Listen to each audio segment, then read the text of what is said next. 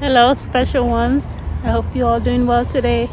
Today is so beautiful outside. We're having temperature within the 20s, and it feels like summer outside. I'm wearing long sleeve. I'm kind of thinking, why did I decide to do that?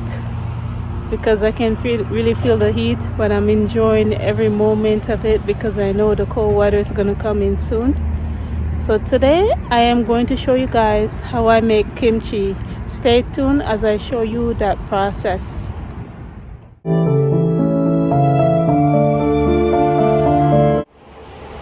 So I'm going to cut the nape cabbage in half and then wash it because this is not organic. Unfortunately, you cannot get this organic on the island. You wouldn't believe it. I was looking up recipes for this, and one of the recipes I saw was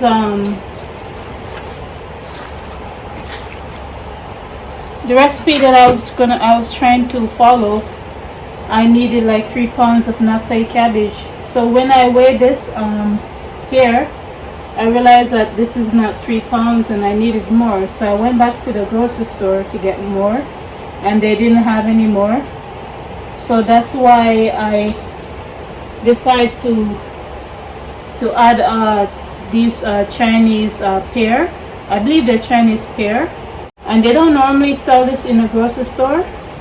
So I think around this time they have these kind of produce, and certain things they're on sale right now, so I'm stocking up on them, making products with it for the winter and save money that way, so I don't need to buy it during the winter time. So I have a lot of things I need to can and ferment, and the fermented food, they're really helping me and my husband. So if you get more fermented in your food, especially if you're a vegetarian, you don't have to worry as much with the vitamin B12 because it's naturally in the soil. If you do gardening, when your hands and your feet, if you go bare feet when you're doing gardening, and when you're harvesting your food or working the soil and stuff like that, you naturally get vitamin B12. You could look up that information. It's really cool. Oh, by the way, I'm not saying not to take vitamin B12 supplement. It's very important to take it if your doctor advises you to take it. Vitamin B12 is very good, very important for your brain to function properly. Yeah, so what I was trying to say before I got all distracted, I'm gonna wash them without removing the leaves. I'm going to wash them in between the leaves with the water, and then after that I'm going to salt it in between the leaves with sea salt, and I can show you that process afterwards. This is my second time making kimchi, and the first time I made it, I don't remember how I made it because it's many years ago. And this time I made it by doing salting the cabbage this way. Next time I prefer to cut it up in pieces. I think it's much easier to do that next time. I'm going to do that instead of salting in between the leaves, or maybe I will salt in between the leaves, and after I do that process, I will just cut it up into pieces. But next time, for sure thing, I know I'm gonna cut them up into pieces instead. So after doing this process, I covered the nape cabbage with the brine in the bowl, and then every hour I massaged in between the leaves of the nape cabbage. I massaged the salt, the brine in between them. I did this process for 6 hours, so every 1 hour I massage them. So I have the potato peeler and I have 3 carrots. I'm going to use it to remove the outer layer of the carrots, and then after I do that, I'm going to continue making slices with the potato peeler, and then I'll cut them in smaller pieces. I'm going to also do this process with the daikon radish. I'm going to remove the outer layer first, and then I'll make small slices with the potato peeler.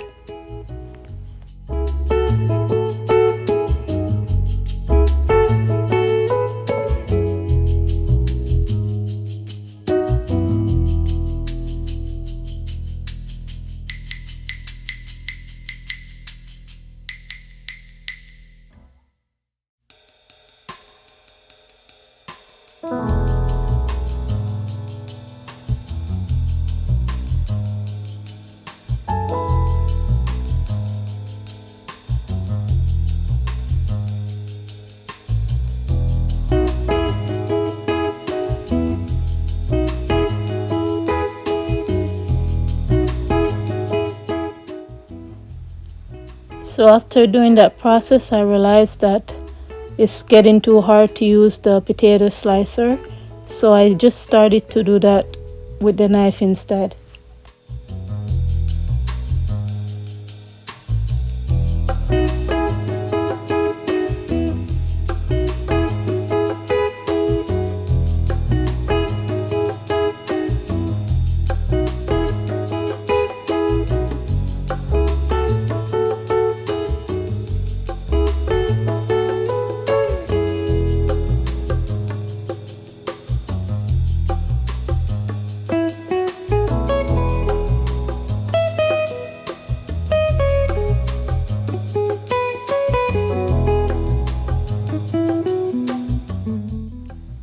I did the same thing with the Chinese pear.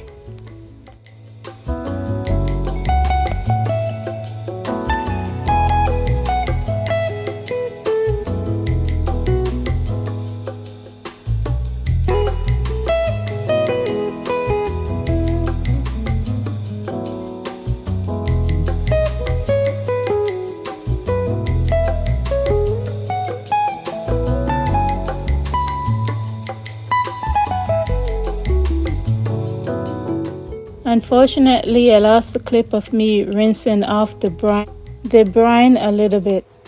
It's a good thing I had these scissors to cut the cabbage, because I know some people, they ferment the old leaves just like that, but I find that that's just too big for me. I prefer smaller slices, so I decided to use the scissors to cut them in smaller slices after I soak them in the salt water. I had 1 cup of water and I put it in the saucepan, and now I'm going to get about 1 tablespoon of rice flour, and I'm going to stir it inside the water. I forgot to mention that I turned on the stove to medium high before I did all of that.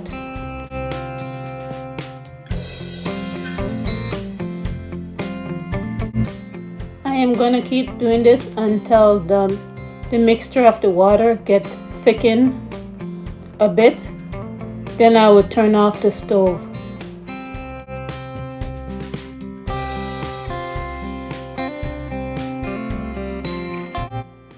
So this is what it looks like. If I wanted to, I could make it a little bit more thinner by putting some water in it, but I didn't. So into a separate bowl, I take a tablespoon of sugar and I put it inside. And I'm going to start put all of the other ingredients inside of this bowl and stir them inside.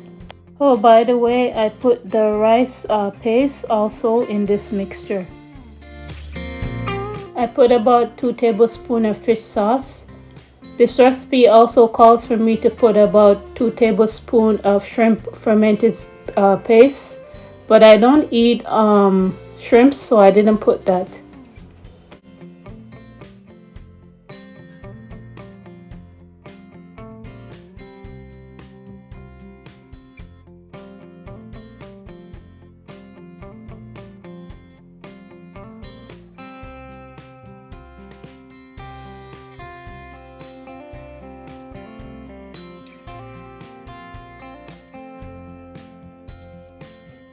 So I got my gochujang pepper flakes powder. I write the name on the screen just in case if I'm not pronouncing it right. I put about 1/4 cup of chili powder inside. If you want yours to be more spicier, you could put about half a cup of the chili powder.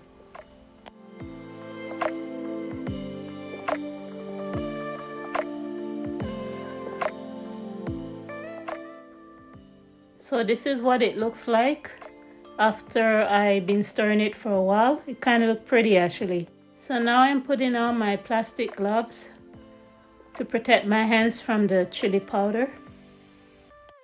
So now I'm gonna add about 2 teaspoons of minced fresh ginger and about 3 tablespoons of chopped garlic and half a cup of onion. And I'm gonna mix them all together in this bowl.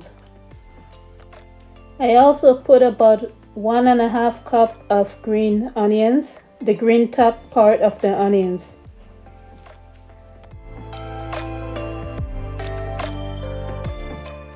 Then I stir everything all together.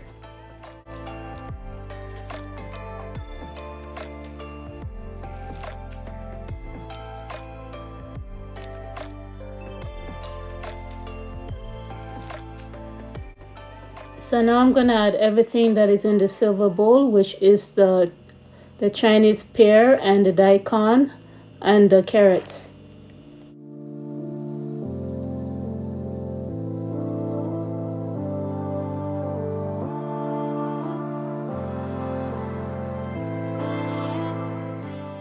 So I'm gonna mix up everything now with my hands. You can see what it looks like so far.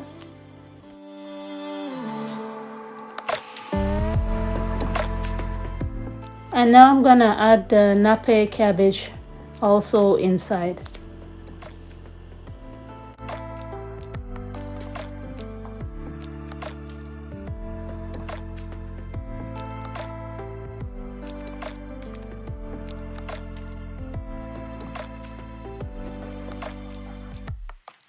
I make sure I get the chili paste over everything and mix them up really good with my hands.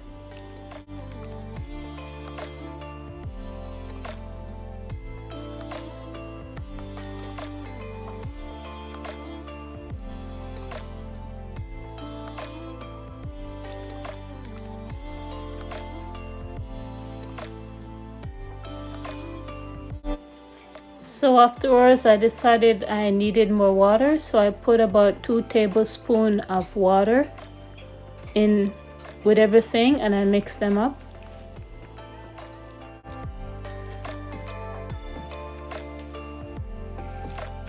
So this is the part that I like doing the most, filling up the containers. I make sure I sterilize these glass bottles in hot water and soap. And now I am going to start to put the ingredients in each bottle. These bottles are about half a quart size bottles.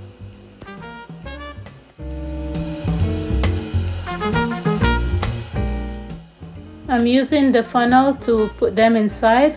I'm hoping it will be less messy by using the funnel, so that's why I'm using it.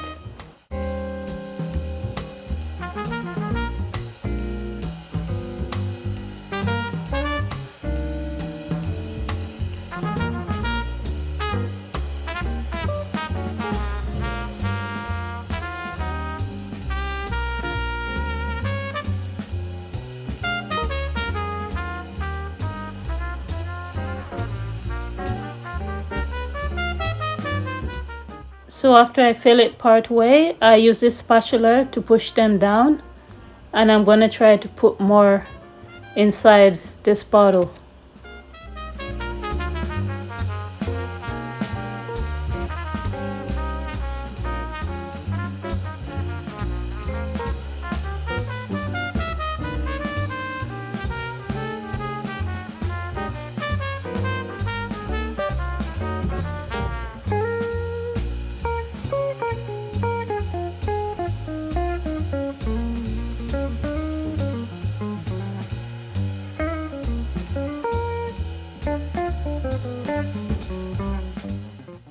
you can notice that I pour some of the liquid inside the bottle also to top it off.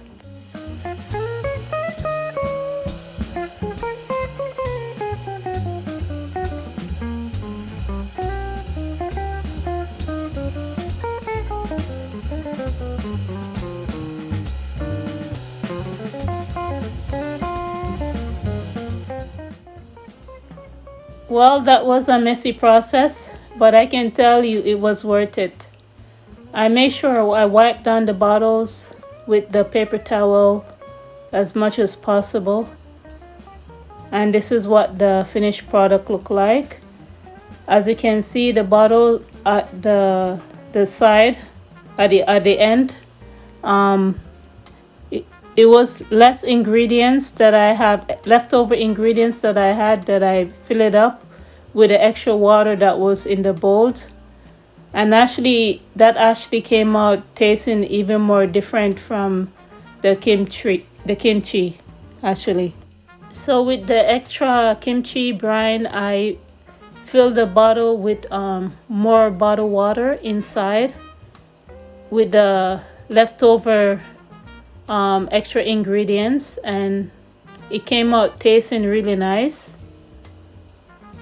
I don't remember what I used it for, but I remember enjoying the way it tastes. And obviously it wasn't as spicy as the kimchi. You can store your kimchi into a dark area. Make sure you put a plate underneath them because the water might come out with the gas being released. So once your kimchi comes to the flavor that you like, you can store it in the fridge. So this means you have to keep checking on it day by day until it tastes the way you like it to, and then you can store it in the fridge. So it's November 8th. I made this another batch of kimchi. This one I made differently. I put sesame seed inside this one, and in this one here I didn't put no fish sauce inside. And I don't remember what else I did, but this is like 2 or 3 days afterwards.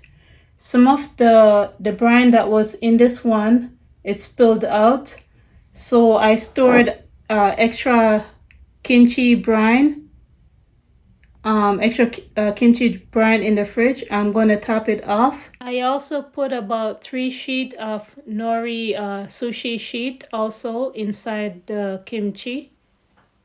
Days afterwards, I'm gonna give it a little taste test and see what it tastes like and see if it's to my liking.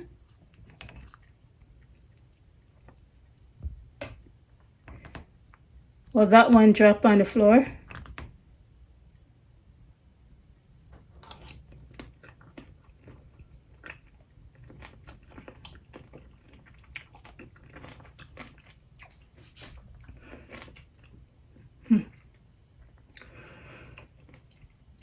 This tastes different from the one that I made with the fish sauce. It's not as spicy as the first batch that I made because I put more nape cabbage in this one with the same amount of chili powder. But I find I need to put more sugar in here, so I'm gonna put maybe another tablespoon of sugar in here, and I'm gonna top it off with this brine and taste it in another few days. Then I'll store it in the fridge when I'm ready. I forgot to mention I didn't put any daikon radish in this one. Maybe that's why it's not as sweet as the first one. So I put about another tablespoon of sugar inside, and I top it off with more of the brine. And I'm gonna put more of the brine after I push it down. So anyhow, you guys, I hope you all have a good day. I will talk to you another time. Bye.